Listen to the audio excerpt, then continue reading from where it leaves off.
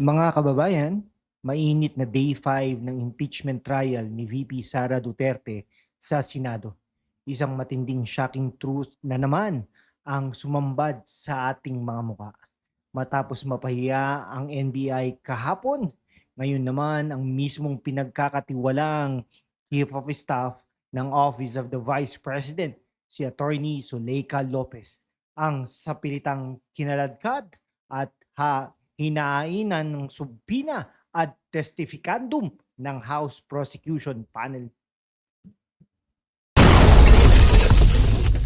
Bistado ang desperasyon dahil walang nakuhang matibay na resibo kay Jeremy Lotok ng NBI ukol sa gawa-gawang assassin plot.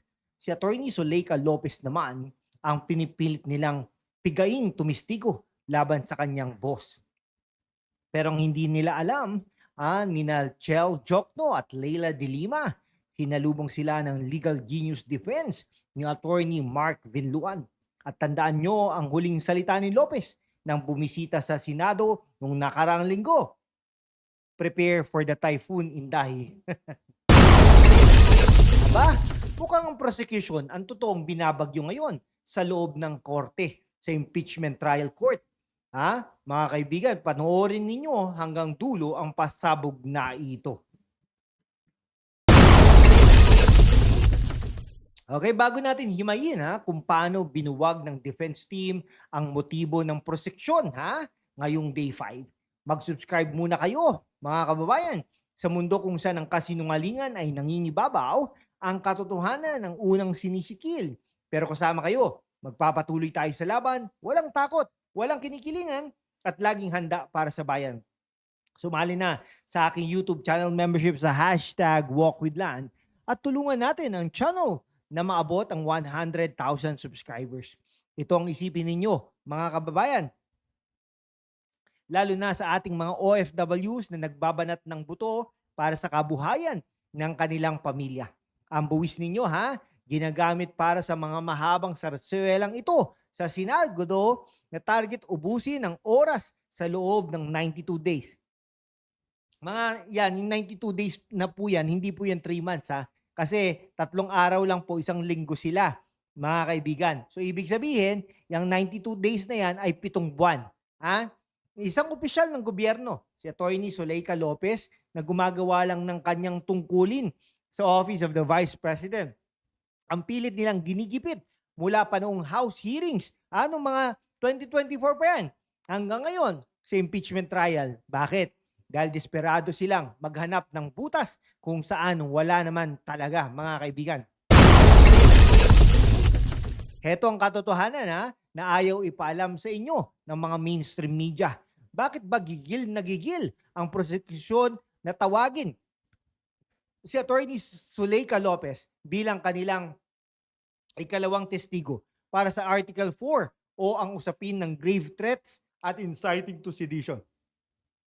Ayon kay Representative Lawrence Defensor at Private Prosecutor Amando Ligutan, si Lopez daw ang magpapatunay ng criminal intent at mag-authenticate ng mga dokumento ng OVP.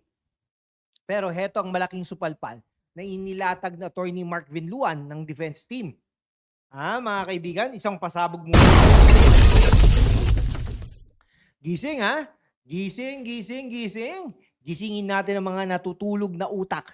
Paano magiging testigo ng prosekusyon ang isang tao na ang buong alam sa operasyon ng OVP ay legal at naaayon sa batas at konstitusyon? Inilatag ng depensa na ang pagsubpina kay Lopez ay walang iba kundi isang fishing expedition.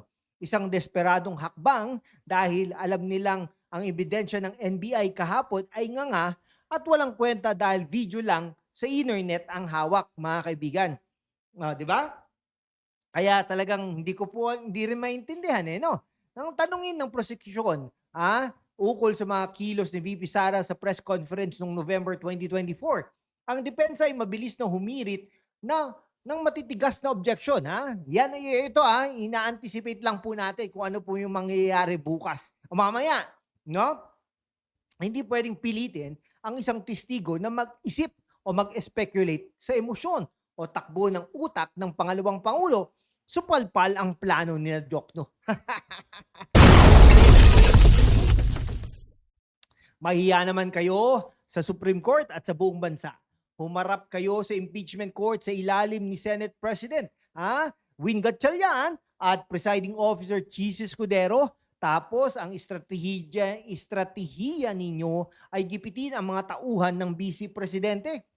Noong November 2024, kinulong na ninyo sa House of Representatives si Attorney Zuleika Lopez dahil sa pagtatanggol sa institusyon ng Office of the Vice President. Ngayong 2026, ngayong impeachment trial, aasahan ba natin na magpapasindak siya sa inyo sa Senado? Hindi. Dahil matibay ang kanyang paninindigan na walang nilabag na batas, si VP Sara Duterte. Ang banta sa buhay ay nasa panig ni VP Sara. Pero ang ginagawa ng prosekusyon, binaliktad ang kwento para magmukhang ang Vice Presidente pa ang kriminal. Isang malaking kapaypayan at palpak na sistema, mga kaibigan. Ayun ay nako talaga. Mabuhay ka, Attorney Zuleika Lopez. Mabuhay ka, VP Sara Duterte. Mabuhay ka, Attorney Venluan. Kaya, mga kaibigan, ang aking pasabog at ang hatol nilan ngayong Day 5, ang bagyong Inday na sinasabi ni Attorney Zuleika Lopez ng Office of the Vice President ay hindi lang basta chismis. Ito ang bagyo ng katotohanan na unti-unting lumulunod sa mga gawa-gawang ebidensya ng prosekusyon. Kung akala ninyo ay masisindak ninyo ang OVP sa inyong mga pilit na subpina, nagkakamali kayo ng binunggo. Ano ang reaksyon ninyo, mga kaibigan, mga kababayan, sa tapang ni Attorney Zuleika Lopez ng Office of the Vice President at sa galing ng pagbabantay ni Attorney Mark Venluan ng Defense for the Vice President dyan sa Senado? Isulat, mga kaibigan, ang inyong mga mararahas na komento sa ibaba. Huwag kalimutang mag-subscribe para tuloy-tuloy ang ating pagbiyak sa katotohanan. Ito ang inyong kasama, mga kaibigan, laging handa, walang takot na naghahatid ng tunay na konteksto ng balita. Mag-ingat po kayong lahat at tandaan, ang katotohanan ang magpapalaya sa ating bayan. Kita-kits sa susunod na video. Mabuhay po kayong lahat, mga kaibigan.